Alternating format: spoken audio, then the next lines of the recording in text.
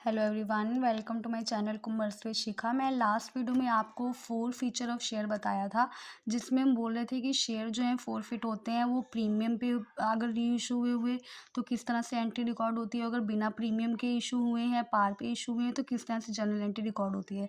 इस वीडियो में मैं आपको बताऊंगी कि जो शेयर फॉरफिट किए गए हैं, केस ऐसे होता है कि जो भी शेयर जो हैं जो कि कंपनी ने फॉरफिट किए हैं, उन शेयर्स को वो किसी न किसी पर्सन को री इशू ज़रूर करेगी। मतलब वो दोबारा से किसी को री इशू हो जाएँगे और वो डिस्काउंट पे री इशू हो सकते हैं, पार पे भी री इशू हो सकते हैं। तो री इशू के टाइम पे कौन-सी जनरल एंट्रीज़ रिकॉर्ड होती हैं, इस वीडियो में मैं आपको ये बताऊँगी। तो इसके लिए एक क्वेश्चन अवेलेबल है, इस क्वेश्चन को सॉल्व करके देखते हैं हम। Alok limited forfeited 300 equity shares of 10 each. अब उसने 300 शेयर्स, यहाँ पे देखो नंबर ऑफ शेयर्स जो है वो 100 है जिनको फोरफिट किया गया है, और प्राइस जो है शेयर का वो 10 रुपीज़ का है। उसके बाद देखो उसने बोला है फुली कॉल्ड अप, मतलब पूरे के पूरे 10 रुपीज़ हमने मंगवा लिए थे, held by the Ram for the non payment of allotment. कह रहा वो राम को शेयर दिए गए थे पर उसने क्या किया है, नॉन पेमेंट की है अलॉटमेंट की। अलॉटमेंट कितने की थी, 3 रुपए की। And first and final call rupees four four और 4 रुपीज़ की फर्स्ट एंड फाइनल कॉल भी नहीं दी है। क्लियर, ये हमारी है 4 फीचर का सारा बताया उसने। तो हम पहले 4 फीचर की एंट्री जो है वो रिकॉर्ड करते हैं। तो 4 फीचर की जो एंट्री रिकॉर्ड होगी, पहले फॉर्मेट बना लेते हैं। जनरल एंट्रीज, देखो particulars, debit amount and credit amount.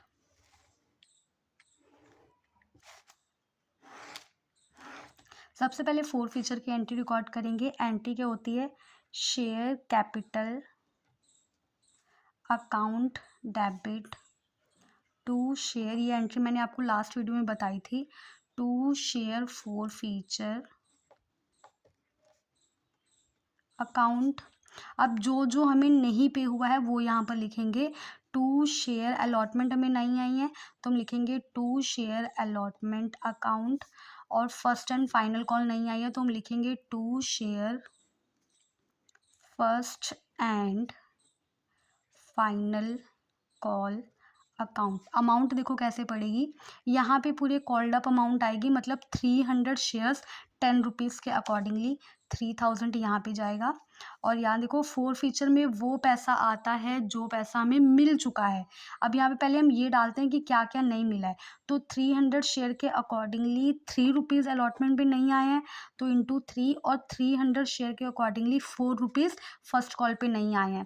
तो शेयर का प्राइस 10 रुपीज़ था, 3 4 और 3 7, 7 रुपये नहीं आए हैं, मतलब 10 में से 7 रुपीज़ अगर नहीं रिसीव हुए तो रिसीव कितने हुए, 3 रुपीज़ रिसीव हुए हैं। तो 300 इंटू 3 रुपीज़ जो है हम यहाँ पे 4 फीचर में ट्रांसफ़र कर देंगे। तो यहाँ पे देखो अमाउंट कैसे ट्रांसफ़र होगी, 300 into 3 900, and then 300 into 3 900, and 300 into 4, ये हमारे पास आएगा 1200। क्लियर, और एंट्री हमारी जो है बैलेंस हो चुकी है। अब इसके बाद ये हमारी 4 फीचर की एंट्री है। अब हम एंट्री रिकॉर्ड करेंगे री इशू की।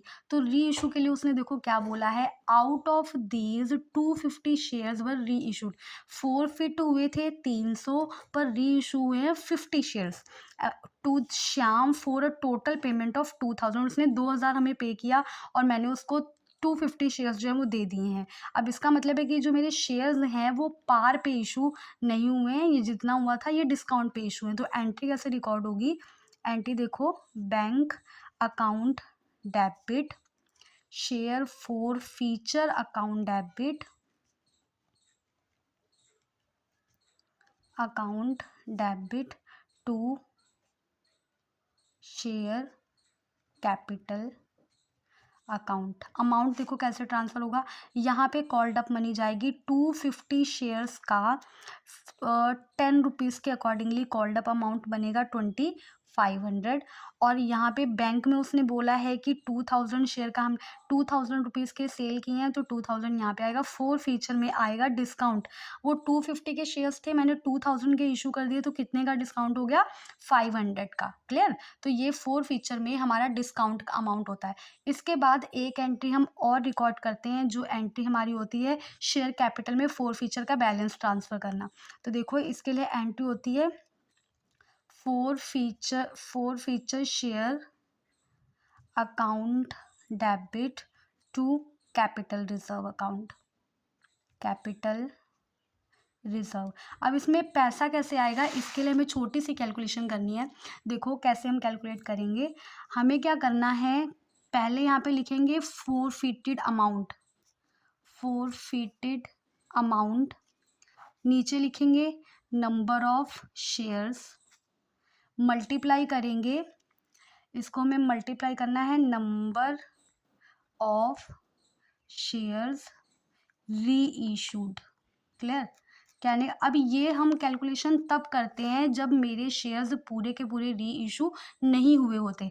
मतलब यहाँ पे मैंने 300 शेयर फोरफिट किए थे, पर मैंने सिर्फ 250 शेयर जो है वो री इशू किए हैं। तो इस केस में मुझे ये कैलकुलेशन जो है वो करनी पड़ती है। तो फोरफिटेड अमाउंट देखो, यहाँ पे फोर फीचर का अमाउंट 300 शेयर का कितना है, 900। तो हम यहाँ पे लिखेंगे 900, और नंबर ऑफ शेयर्स कितने थे, 300, और री इशू कितने किए, 250। अब इसका जो अमाउंट आएगा वो हम देखते हैं यहाँ पे। देखो 900 डिवाइडेड बाय 300 इंटू 250, ये आ गया 750। अब कैपिटल रिजर्व में कितना अमाउंट ट्रांसफर होगा, कैपिटल रिजर्व में देखो, capital reserve is equal to जो ये 750 मेरा आया है अमाउंट, और जो री इशू का अमाउंट, इन दोनों के जो है word in the capital reserve. ये रिजर्व का जो हमने निकाला है अभी 250 रुपीज, 250 कैपिटल रिजर्व में